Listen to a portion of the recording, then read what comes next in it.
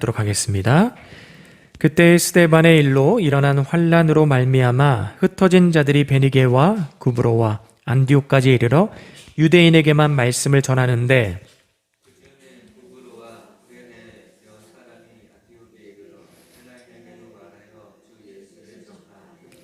주의 손이 그들과 함께 하심에 수많은 사람들이 믿고 주께 돌아오더라.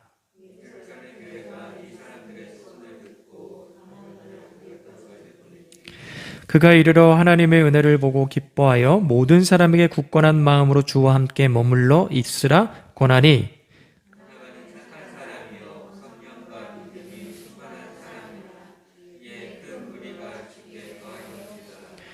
바나바가 사울을 찾으러 다소에 가서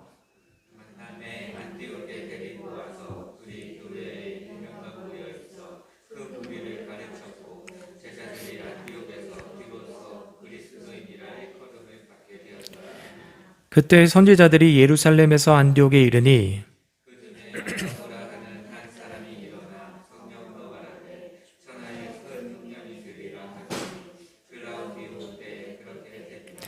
제자들이 각각 그 힘대로 유대에 사는 형제들에게 부조를 보내기로 작정하고 이를 실행하여 바나바와 사울의 손으로 장로들에게 보내니라. 아멘. 잠시 기도하겠습니다. 하나님, 이 시간 하나님의 귀한 말씀 선포합니다. 사람의 모습은 뒤에 감추시고 오직 십자가의 능력만, 말씀의 능력만 나타날 수 있게 하여 주시옵소서. 또한 이 말씀을 한 주간도 붙잡고 치열하게 묵상함으로 말씀 가운데 인도하는 대로 살아가는 주의 성도가 되게 하여 주시옵소서. 이 시간 말씀 가운데 함께 하실 줄 믿으며 예수님의 이름으로 기도합나이다. 아멘. 네. 오늘은 안디옥 교회가 세워지다라는 제목을 가지고 함께 말씀과 은혜를 나누길 원합니다. 지난주 사도행전 10장 고넬료의 환상에 대해서 말씀을 우리가 함께 나누었습니다. 여러분, 우리가 이 시간에 나와 예배 드릴 수 있는 것은 물론 내가 선택하고 내가 의지를 가지고 이 자리에 나온 것입니다. 그러나 먼저는 무엇이 있었느냐? 바로 그리스도의 부르심이 먼저 있었습니다. 그 부르심의 은혜가 있었기 때문에 우리가 이 자리에 나와 주님을 바라보며 어떤 마음인지는 정확하게 모르겠지만 주님 앞에 예배드리며 나아갈 수 있는 것입니다. 가령 예를 들어 예수님의 제자들은 오디션을 통과하여 예수님의 부르심에 합당하게 제자가 된 것이 아닙니다. 그들은 예수님께서 먼저 찾아갔어요. 스승이 제자를 먼저 찾아갔고 갈릴리 해변을 거니는 가운데 제자들을 만나사 그들을 부르시고 제자를 삼아 주셨어요. 예수님만 부르신 것이 아닙니다. 하나님도 부르셨어요. 갈대아 우르 가운데 우상을 섬기고 있는 아브라함을 불러주셨어요. 그리고 호렙산에서 그저 아무도 그 이름을 모르고 숨어서 지냈던 모세를 불러주셨습니다. 그리고 포도즙 틀에서 그 미디안 사람들의 공격을 피하여 벌벌벌 떨고 있는 기드온을 또한 불러주셨어요. 성막에 있는 사무엘을 불러주셨어요. 그리고 수많은 선지자를 불러주십니다. 하나님과 예수님과 성령님은 지금 이 순간에도 자신의 백성을 부르고 계시는 거예요. 근데 지난주에 우리가 사도행전 10장의 고넬료의 환상은 그 부르심의 은혜를 내가 유대인들에게만 허락하는 것이 아니라 헬라인, 로마인, 이방인들에게까지 그 말씀과 그 은혜가 온 세상에 전파되기를 하나님께서는 원하시는 거예요. 그것의 시작점을 찍는 것이 바로 고넬료의 환상이었던 것입니다. 베드로는 사도행전 1장 8절을 통해서 예수님의 사명을 분명히 받았어요. 그리고 사도행전 2장에 먼 데에 있는 사람까지 우리가 복음을 전해야 된다. 자신의 입술을 통해서 고백을 합니다. 그렇지만 여전히 이방인들에게 다가가는데 문제가 있었어요. 왜냐하면 나의 습관, 나의 생각, 그리고 율법 때문에 이방인들은 부정해. 이방인들은 강아지와 비슷한 거야 라는 생각, 인식을 갖고 있었어요. 하나님의 뜻이 있었지만 그 뜻 가운데 서지 못했습니다. 근데 이 모습은요, 베드로에게만 해당되는 것이 아니에요. 오늘 우리에게도 해당됩니다. 하나님의 뜻이, 하나님의 계획과 섭리와 뜻이 우리 삶 가운데 분명히 있어요. 그런데 우리는 나의 생각, 나의 경험, 나의 습관 때문에 주저할 때가 너무나도 많아요. 여러분, 우리 삶 가운데서 나의 생각보다 크신, 나의 고민보다, 문제보다 더 크신 하나님을 의지하며 그 뜻 가운데 서길 원합니다. 그리고 성령님은 사도들이 나아가야 될 방향을 가르쳐 줬어요. 초대교회가 어느 곳으로 가야 할지 가르쳐 주시고, 빌립이 어디 가서 복음을 전해야 되는지 가르쳐 주셨어요. 그리고 다메섹에서 사울을 만나 주시고, 사울이 앞으로 어떻게 가야 할지 그 방향을 가르쳐 줬습니다. 그리고 지난주 사도행전 10장에서는 베드로가, 그리고 고넬료가 앞으로 어떤 삶을 살고 어떤 방향으로 나아가야 될지도 가르쳐 주셨어요. 성령님은 우리가 어디로 가야 될지 그 방향을 가르쳐 주십니다. 날마다 우리 삶 가운데서 나의 삶의 방향을 가르쳐 주는 성령님을 또한 의지해야 되는 것입니다. 오늘 11장에서는요, 베드로가 고넬료의 환상과 또한 고넬료의 집에 가서 복음을 전했던 그 일들, 성령님께서 역사하신 일들을 예루살렘에 와서 마치 제가 성도님들에게 설교하는 것처럼 보고를 합니다. 보고를 했는데 사람들은 믿지를 않아요. 1절부터 18절까지 그 내용을 다루고 있는데, 가이사랴 고넬료 집에 가서 내가 복음을 전했습니다. 근데 이 성령님께서 일하시고 역사하신 일에 공감하기보다는 그들은 오히려 더 베드로를 비난합니다. 어떻게 할례받은 자가, 율법을 지키는 자가 무할례자들과 식탁의 교제를 나눌 수 있느냐? 비난합니다. 여전히 이 베드로의 설교를 들었던, 베드로의 그런 어떤 권고를 들었던 예루살렘 사람들, 유대인들은 여전히 하나님의 뜻이 무엇인지를 모르고 있는 거죠. 그래서 하나님께서는 그들의 생각을 깨기 위해서 이방인의 최초 안디옥 교회, 수리아에 있는 그 안디옥 교회를 세우십니다. 많은 유대인들이 사도행전 7장에 보게 되면 스데반이 순교를 당하게 됩니다. 예수님을 따르는 것 때문에, 예수님의 말씀을 전하는 것 때문에 순교를 당하게 돼요. 그 뒤로 초대교회는 수많은 핍박들이 일어납니다. 스데반에게 했던 그 행동들을 예수님의 도를 따르는 사람들에게도 동일하게 했던 것이에요. 그래서 그 사람들은 정든 고향을 떠나서 이 여러 지역으로 디아스포라, 흩어지게 됩니다. 오늘 19절에 보면 이런 말씀을 하죠. 베니게와 구브로와 안디옥까지 이르러. 그렇게 흩어져요. 근데 19절에 마지막에 보게 되면 이런 말씀을 해요. 유대인에게만 말씀을 전하는데, 흩어져 있는 이 유대인들이, 예수님의 도를 따르는 사람들이 복음을 전하는데 누구에게만 전하는 거예요? 유대인들에게만 복음을 전합니다. 여전히 깨닫지 못하는 거예요. 그렇게 해서 복음을 전하는데 20절에 보게 되면 구레네와 몇 사람, 안디옥에 이르러 헬라인에게까지 복음을 전하죠. 그랬더니 이방인들이 복음을 받아들이고 수많은 이방인들이 모이기 시작해서 세워진 교회가 바로 안디옥 교회인 거예요. 이 소문이 예루살렘 교회까지 이르게 됩니다. 그래서 이 교회를 감당할 수 있는 사람이 누구냐? 그랬더니 바나바를 세우게 된 거예요. 바나바는 어떤 사람인가? 착한 사람이요, 착한 성품을 소유한 사람이요, 그리고 성령과 믿음이 충만한 사람이다.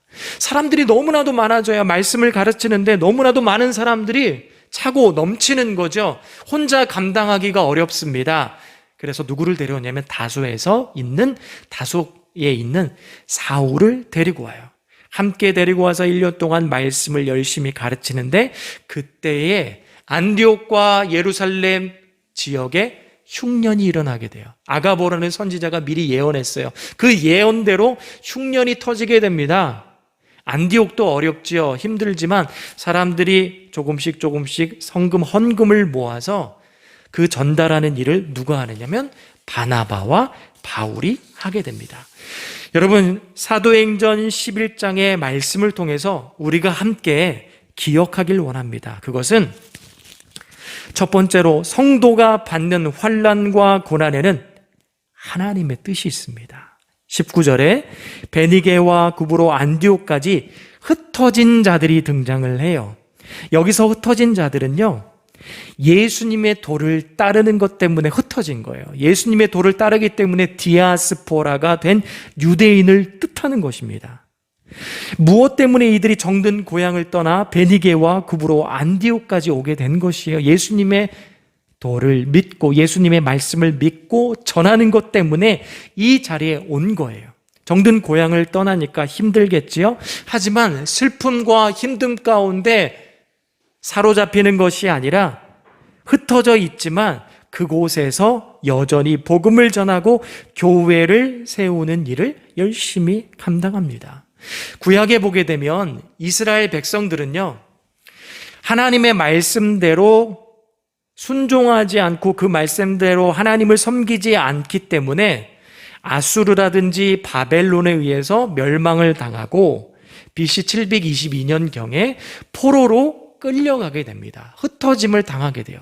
그런데 지금 사도행전 11장의 성도들은 자신의 죄 때문에, 실수 때문에 흩어짐을 당하는 것이 아니라 예수님의 도를 따르고 그 복음을 전한 것 때문에 흩어짐을 당하게 돼요. 왜 이런 흩어짐을 당하게 되는 것이냐? 라고 했을 때 사도행전 1장 8절에 이런 고백을 하죠.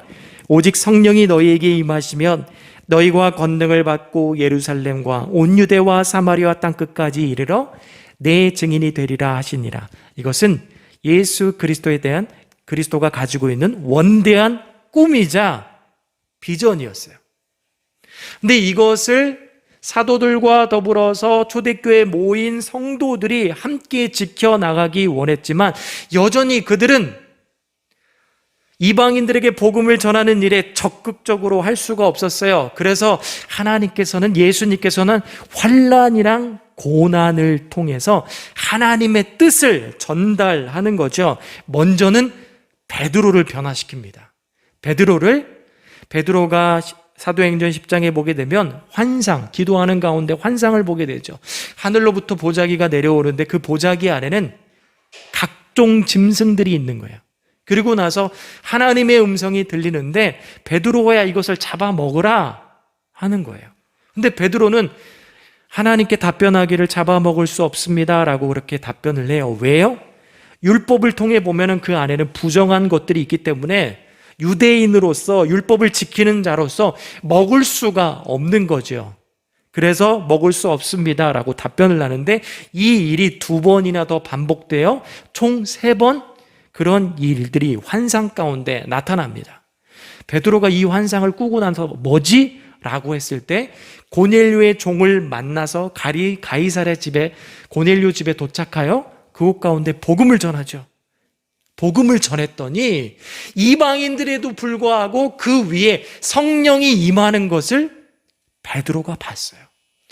그때 베드로가 깨달은 거예요. 하나님의 뜻은 유대인들에게만 있는 것이 아니라 이방인들, 그리고 자신이 하나님의 백성으로서 만들겠다, 또한 세우겠다라고 하는 그 사람들까지 하나님께서는 은혜를 베풀길 원하시는구나. 그의 생각 패러다임이 그 환상을 통해서 깨져버리는 거예요. 근데 베드로만 깨져서는 안 되잖아요. 베드로와 함께하는 유대인 그 성도들도, 초대교회 성도들도 깨져야 돼요. 그렇기 때문에 예수님께서는 그 성도들에게 환난과 고난을 주시는 거예요. 하나님의 뜻을 알게 하기 위해서. 그래서 베니게와 구브로와 초대교회의 환난과 고난을 통해서 베니게와 구브로와 안디옥에 이르게 된 것이죠. 그들 또한 거기서 복음을 전합니다. 처음에는 유대인들에게만 복음을 전했어요. 그런데 나중에는 헬라인들에게도 복음을 전합니다. 복음을 전했더니 헬라인들이 변화되기 시작해요. 고넬료 집에 성령이 임했던 것처럼 그 이방인들 위해 성령이 임하는 것을 그들도 보게 됐어요. 그래서 그들의 패러다임이 바뀌기 시작한 것입니다. 여러분, 예수님은 환난과 고난을 통해 하나님의 뜻을 우리에게 가르치시는데 그 환난과 고난이라는 도구를 사용하신다라는 거예요. 여러분, 구약 시편 119편은요 가장 긴 시예요. 집에 가서 찾아보시면 178절까지 되어 있어요. 가장 긴 시예요. 71절에 이렇게 고백을 합니다. 고난당한 것이 내게 유익이라 이로 말미암아 내가 주의 율례들을 배우게 되었나이다.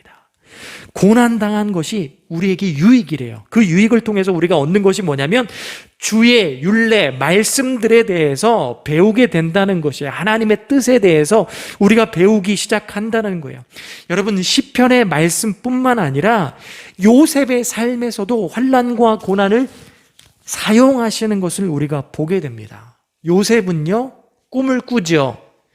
볕단에 대해서 꿈을 꾸게 됩니다. 해와 달과 별에 대해서 꿈을 꾸는데 혼자만 알고 있으면 됐는데 형제들에게 이야기하는 거죠. 11명의 형제들에게 놔둡니다. 나눴더니 가뜩이나 찍혔는데 미워하는데 요셉이 더 미움을 당하게 되는 거죠. 그래서 환난과 고난에 빠지기 시작해요. 그래서 미디안 상인에게 팔려 애굽으로 가게 됩니다. 형제들에게 버림받았어요. 감사하게도 좋은 주인을 만났어요. 군대 장관 보디발을 만나고 그 집에서 종으로서 하인으로서 충성을 다합니다. 그런데 거기서도 버림을 당하게 돼요. 고난과 환난은 여전해요. 감옥에 가게 됩니다.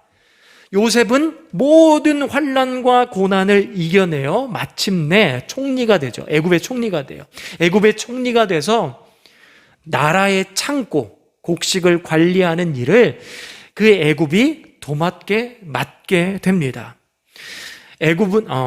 요셉은 미리 알고 있었어요. 하나님의 나중에 이 땅 가운데 흉년이 올 거라는 것을 하나님의 은혜로 알게 되었습니다. 그래서 그 창고 가운데 곡식을 많이 저장해 뒀어요. 정말 흉년이 왔습니다. 각 지역의 사람들이 요셉 앞에, 그 창고 앞에 줄을 서기 시작합니다. 나눠주기 시작하죠. 그런데 그 자리에 누구까지 오게 되면 그의 형제들도 그 줄을 서게 되는 거예요. 요셉은 그 형제들과 그 창고 앞에서 눈물의 상봉을 하게 되죠. 그리고 난 다음에 요셉이 깨닫는 것은 어떤 것을 깨닫냐면 하나님의 뜻을 깨닫는 거예요. 지난날의 모든 환난과 고난이 하나님의 뜻이 있었구나. 나를 살리고 내 가족을 살리기 위해서, 형제들이 나를 미워해서 이곳에 내가 온 것이 아니라 나를 살리고 내 형제들을 살리기 위해서 하나님께서는 미리 나를 이곳 가운데 보내신 것이구나 라는 것을 환난을 통해서 하나님의 뜻을 알게 된 것입니다. 여러분, 하나님께서는 이와 같이 고난과 환난이라는 도구를 통해서 하나님의 뜻을 말씀해 주시는 거예요. 저는 개척을 준비하면서 다시 한번 아르바이트를 시작했었어요.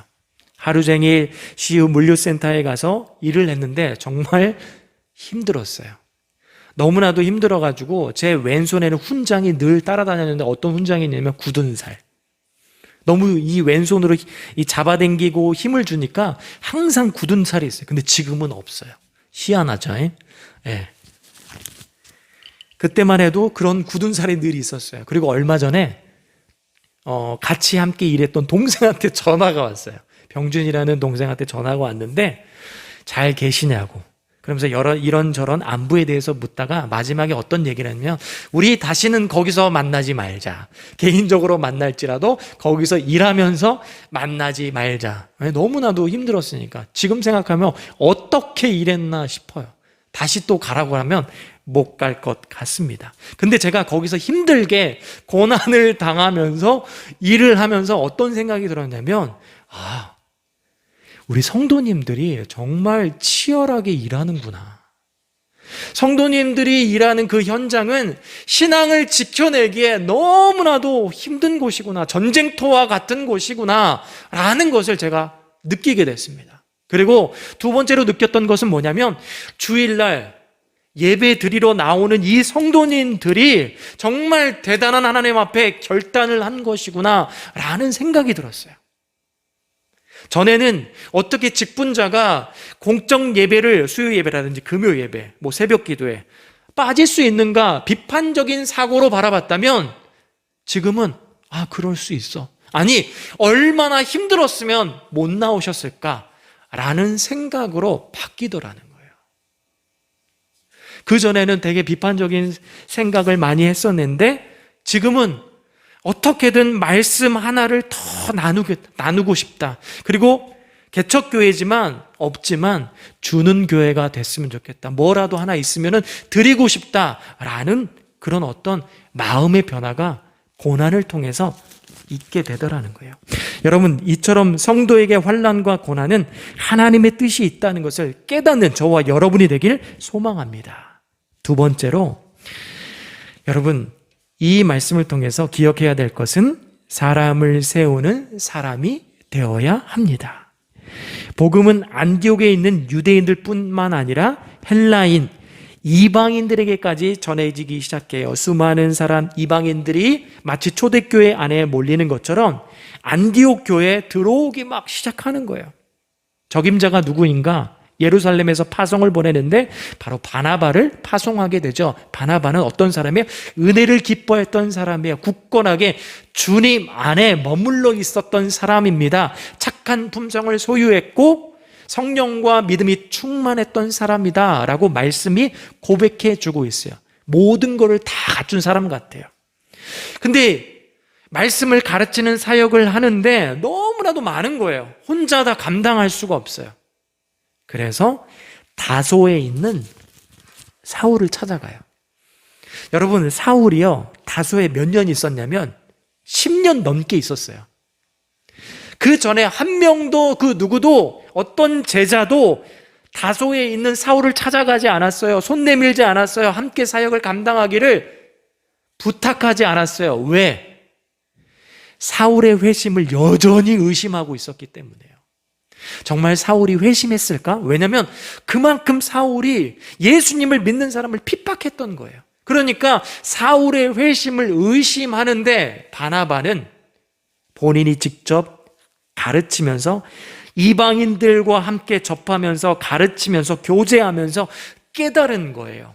예수님의 능력은 정말 대단하다라는 것을 깨달은 거예요. 이게 무슨 말씀이냐면, 여러분, 로마서 1장 21절에서 23절에 이런 고백을 해요. 하나님을 알되 하나님을 영화롭게도 아니하면 감사하지도 아니하고 오히려 그 생각이 허망하여지며 미련한 마음이 어두워졌나니 스스로 지혜 있다 하나 어리석게 되어 썩어지지 아니하는 하나님의 영광을 썩어질 사람과 새와 짐승과 기어다니는 동물 모양의 우상으로 바꾸었느니라. 하나님을 알지 못하는 사람은 이렇게 한다라는 거예요. 그러니까 하나님을 알지 못하는 자가 예수 그리스도를 믿고 고백한다라는 것은 너무나도 어려운 거예요. 여러분, 유대인들은요, 예수님의 가르치고 고치고 전도하는 사역을 직접 눈으로 봤어요. 귀로 들었어요. 그 기적을 직접 체험했단 말이에요. 그렇지만 예수님을 구주로 받아들입니까? 그 구약에서 말하는 메시아로서 예수님을 받아들이지 못하다라는 거예요. 유대인들도 받아들이지 못하는데 헬라인 이방인이 받아들인다. 그거는 정말 예수님의 큰 능력이구나라는 것을 바나바가 수많은 이방인들을 만나면서 가르치면서 깨달은 거예요. 삶을 통해서 예수님의 능력을 깨달은 거예요. 그러니까 사울의 회심을 예수님은 충분히 할 수 있어. 사울조차도 변화시킬 수 있어. 예수님을 믿는 사람을 악랄하게 감옥에 가두고 대제사장의 공문을 받아서 결박하는 일을 열심히 했을지라도 예수님께서 그를 만져주시면, 음성을 그에게 들려주시면 그는 변화될 수 있어 라는 확신이 바나바 가운데 있었던 거예요. 그 능력을 직접 본인이 체험했기 때문에. 여러분, 우리도 예수님의 능력을 체험하길 원합니다. 믿길 원합니다. 그리하여 바나바가 사울을 세웠던 것처럼 우리도 사람을 세우는 일을 하길 원합니다. 여러분, 내가 하는 게 아니에요. 우리는 단지 전할 뿐이죠. 여러분, 구약은 히브리어로 되어 있어요. 몇 개의 단어가 등장할까요? 45만 개의 단어가 등장한대요. 근데 그 중에 제일 많이 등장하는 게 5만 번 등장하는 단어인데 바로 바브라는 단어예요. 그 뜻은요, 그리고, 그래서, 그럼에도 불구하고 라는 뜻을 갖고 있어요.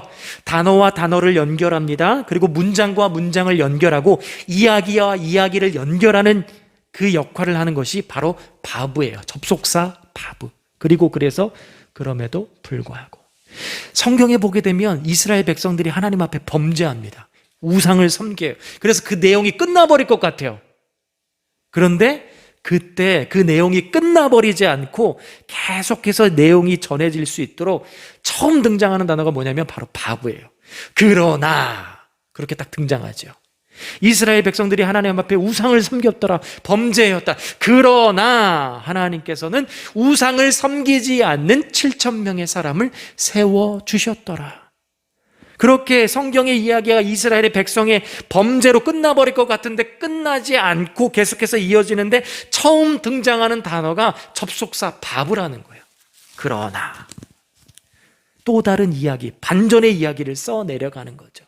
여러분, 그런 것처럼 우리도 바보와 같은 인생이 되어야 돼요. 바보가 아니에요. 바보예요. 바보와 같은 인생이 되어야 돼요. 또 다른 생명이 또 다른 생명을 낳고 또 다른 이야기를 우리도 계속해서 써내려가야 된다라는 거예요. 사도행전의 특징을 지난번에도 한번 말씀을 드렸어요. 28장까지 되는데 28장에 결론이 나와야 되는데 결론이 제대로 맺혀지지 않고 갑작스럽게 사도행전이 마무리가 돼요. 왜 그럴까요? 왜 그렇게 결론을 내지 않고 갑자기 끝나버릴까요? 그 28장을 통해서 우리에게 무언의 메시지를 던져주고 있는 거예요. 어떤 메시지를 던져주냐면 복음을 전하는 일은 끝나지 않았다라는 거예요. 그래서 아마 여러분 그런 운동, 무브먼트를 한번 들어봤어요. 구호를 들어봤을 거예요. 사도행전 29장, 액츠 29.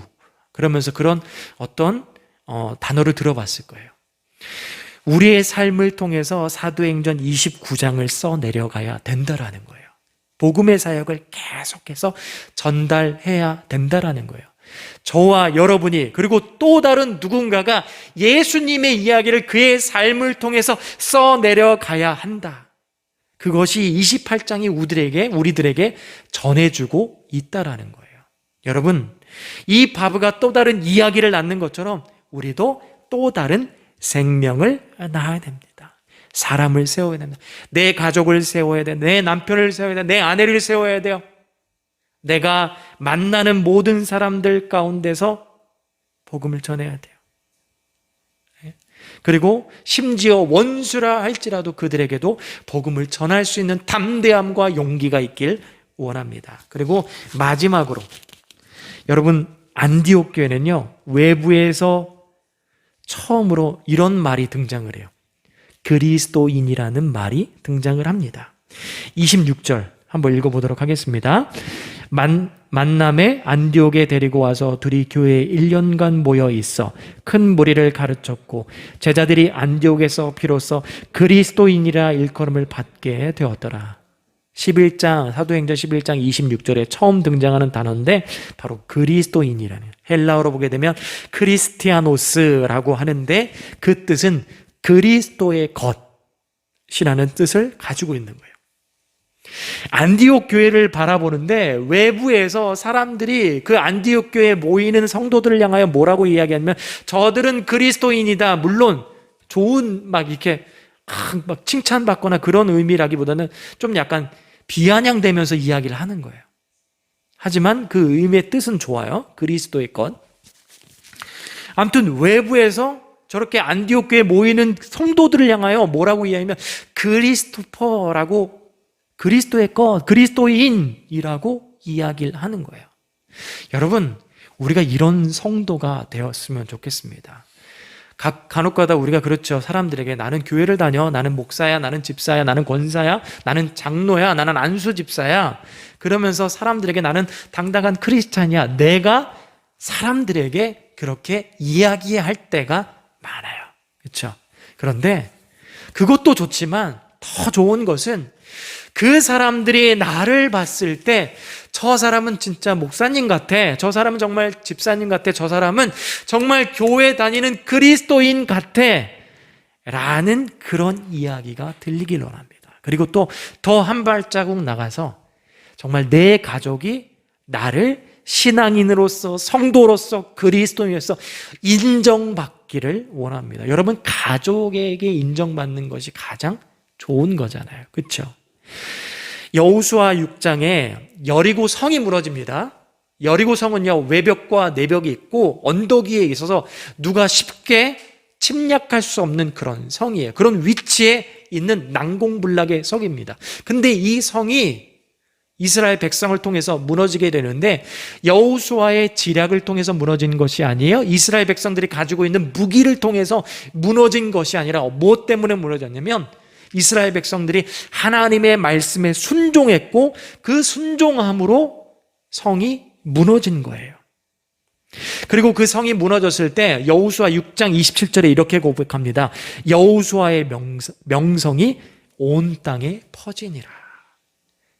여호수아의 명성이 온 땅에, 하나님의 능력이 여호수아 이스라엘 백성들을 통해서 나타나고 그 나타난 일들 때문에 하나님의 능력이 온 땅에 퍼지게 된 거예요. 여러분, 이런 모습이 우리들 가운데 나타나길 원합니다. 하나님 말씀에 순종하여 그리스도인의 명성이, 여러분의 이름의 명성이 나타나길, 영향력이 나타나길 원합니다. 말씀을 사랑함으로, 하나님을 사랑함으로, 내 이웃을 섬김으로 나타나는 저와 여러분이 되길 간절히 축복합니다. 말씀을 마치도록 하겠습니다. 함께 말씀을 기억하며 묵상하며 주님 앞에 기도합니다.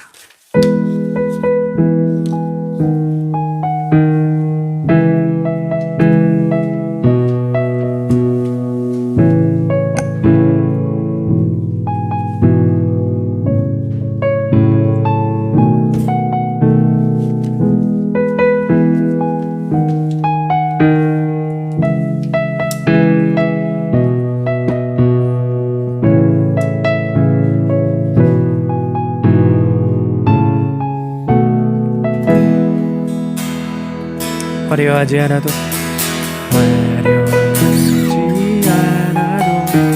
정결하게 사는 삶, 가진 것이 적어도 감사하며 사는 삶, 내게 주신 작은 힘 나눠주며 사는 삶, 이것이 나의 삶의 행복이라오.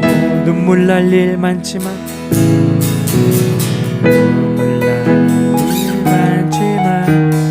기도할 수 있는 것, 억울하기 많으나 주를 위해 참는 것, 비록 짧은 작은 삶 주 뜻대로 사는 것, 이것이 나의 삶의 행복이라오.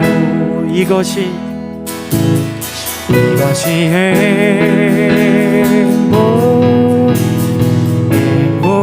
행복이라오. 세상은 알 수 없는 하나님 선물, 이것이 행복이라오. 하나님의 자녀로 살아가는 것, 이것이 행복. 우리 다시 한번, 이것이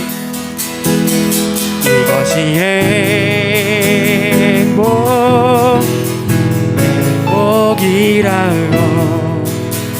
세상이 알 수 없는 하나님 선물, 이것이 행복이라고. 하나님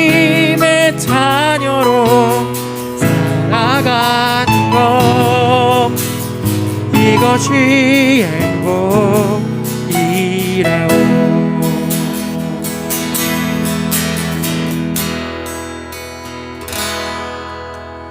기도하겠습니다.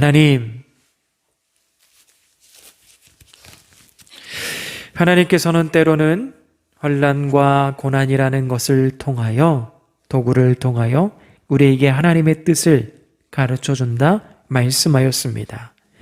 혹 우리들 가운데 환난과 고난 가운데 있습니까? 단지 환난과 고난으로 끝나는 것이 아니라 그것을 넘어 하나님의 뜻 가운데 나를 세우기 위한 것이라는 것을 기억하며 우리 삶 가운데 예수 그리스도의 능력을 의지하여 사람을 세우고, 또한 우리의 명성이, 그리스도의 삶이 다른 사람들에게 퍼져나갈 수 있도록 하나님께서 역사하여 주시옵소서. 이제는 우리 주 예수 그리스도의 은혜와 하나님 아버지의 극진하신 사랑과 성령님의 교통하심이 이 자리에 나와 예배드리는 모든 성도님들 삶 위에, 관계 위에, 생업 위에, 학업 위에 영원토록 함께 있을지어다. 아멘.